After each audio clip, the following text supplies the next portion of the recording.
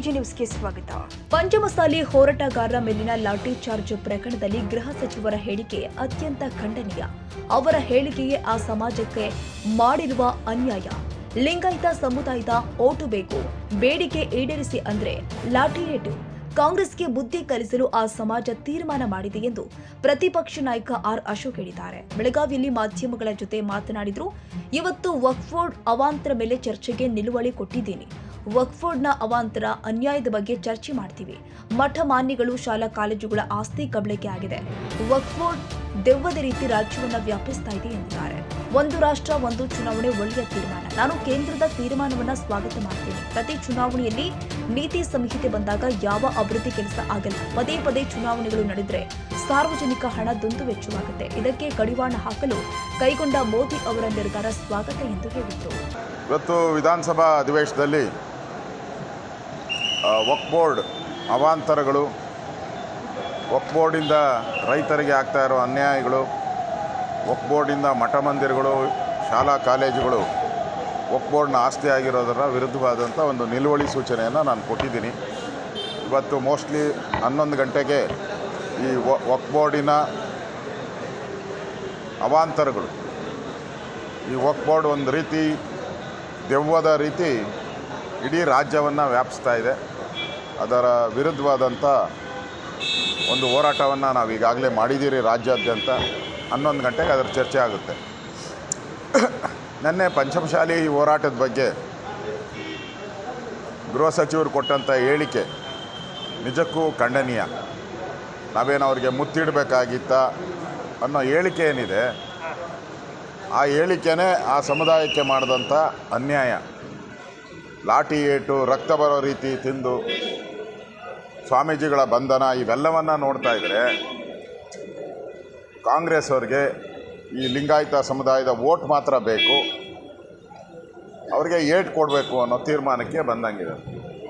Vote ಕೊಡೋವಾಗ ಈ ಮಾತುಗಳು ಆಡಲ್ಲ, ಏಟ್ ಕೊಡುವಾಗ ದುರಹಂಕಾರದ ಮಾತುಗಳನ್ನು ಆಡ್ತಾ ಇದ್ದಾರೆ. ರಾಜ್ಯದ ಲಿಂಗಾಯತ ಸಮುದಾಯದವರು ಈಗಾಗಲೇ ಘೋಷಣೆ ಮಾಡಿದ್ದಾರೆ, ನಾವು ಬುದ್ಧಿ ಕಲಿಸ್ತೀರಿ ಅಂತ. ಆದಷ್ಟು ಬೇಗ ಈ ಕಾಂಗ್ರೆಸ್ ಅವ್ರಿಗೆ ಬುದ್ಧಿ ಕಲಿಸ್ತೀರಿ ಅಂತ ನಾನು ಕೂಡ ಅವ್ರಿಗೆ ವಿನಂತಿಯನ್ನು ಮಾಡ್ತಾಯಿದ್ದೀನಿ. ಒನ್ ನೇಷನ್ ಒನ್ ಎಲೆಕ್ಷನ್ ಒಳ್ಳೆಯ ಒಂದು ನಿರ್ಧಾರ. ಕೇಂದ್ರ ಸರ್ಕಾರದ ಈ ನಿರ್ಧಾರಕ್ಕೆ ನಾನು ಸ್ವಾಗತ ಮಾಡ್ತೀನಿ.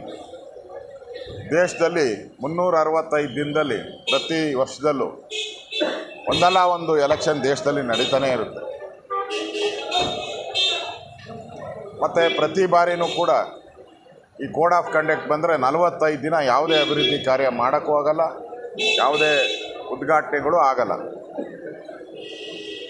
ಮತ್ತು ಪದೇ ಪದೇ ಎಲೆಕ್ಷನ್ ಬರೋದ್ರಿಂದ ಸಾರ್ವಜನಿಕರ ಹಣ ಏನಿದೆ, ಟ್ಯಾಕ್ಸ್ ಪೇಯರ್ಸ್ ಹಣ, ಅದು ದುಂದು ವೆಚ್ಚ ಆಗ್ತಾಯಿದೆ. ಈ ದುಂದು ವೆಚ್ಚವನ್ನು ತಡೆ ಮಾಡೋಕ್ಕೆ ಮೋದಿಯವರು ತೆಗೆದುಕೊಂಡಂಥ ನಿರ್ಧಾರ ಒಳ್ಳೆಯ ನಿರ್ಧಾರ. ಇದನ್ನು ತುಂಬು ಹೃದಯದಿಂದ ಸ್ವಾಗತ ಮಾಡ್ತೀನಿ. ವಿರೋಧ ಪಕ್ಷಗಳು ಕೂಡ ರಾಜಕೀಯವನ್ನು ಬದಿಗಿಟ್ಟು ಅವರು ಕೂಡ ಇದಕ್ಕೆ ಬೆಂಬಲ ಮಾಡಿದ್ರೆ ದೇಶದ ಬೊಕ್ಕಸಕ್ಕೆ, ರಾಜ್ಯದ ಬೊಕ್ಕಸಕ್ಕೆ ಏನು ಖರ್ಚಾಗ್ತಾ ಇದೆ ಹಣ, ಅದೆಲ್ಲ ಉಳಿತಾಯ ಆಗ್ತೈತೆ. ಅದು ಅಭಿವೃದ್ಧಿ ಕಾರ್ಯಗಳಿಗೆ ಉಪಯೋಗ ಮಾಡ್ಕೊಳ್ಳೋಕ್ಕೆ ಸಾಧ್ಯ ಆಗ್ತೈತೆ. ಆ ದೃಷ್ಟಿಯಿಂದ ನಾನು ಇವತ್ತು ಸ್ವಾಗತ ಮಾಡ್ತಾಯಿದ್ದೀನಿ. ಕನ್ನಡಿಗರ ಮೆಚ್ಚಿನ ನಿಮ್ಮ ಎಜೆ 24/7 ನ್ಯೂಸ್ ಕನ್ನಡ ವಾಹಿನಿ ಇದೀಗ ಟಿವಿಯಲ್ಲಿ ಲಭ್ಯ. ಒಂದು ವೇಳೆ ನೋಟಿಸ್ ಕೊಟ್ಟಿದ್ರೆ ವಾಪಸ್ ತಗೋತೀವಿ. ಇವತ್ತು ವಕ್ಫ್ ಪ್ರಾಪರ್ಟಿ ಅಂತೇಳಿ ಬರ್ತದೆ ಅಂತ ಹೇಳಿದ್ರೆ ರೈತರು ಬೀದಿಗೆ ಬಂದ್ರೆ ಏನು ಮಾಡಬೇಕಾಗುತ್ತೆ? ಯಾರು ವೋಟ್ ಹಾಕಿಲ್ಲ ಅಂದರೆ ಗ್ಯಾರಂಟಿನೆಲ್ಲ ಸ್ಟಾಪ್ ಮಾಡಿಬಿಡ್ತೀವಿ.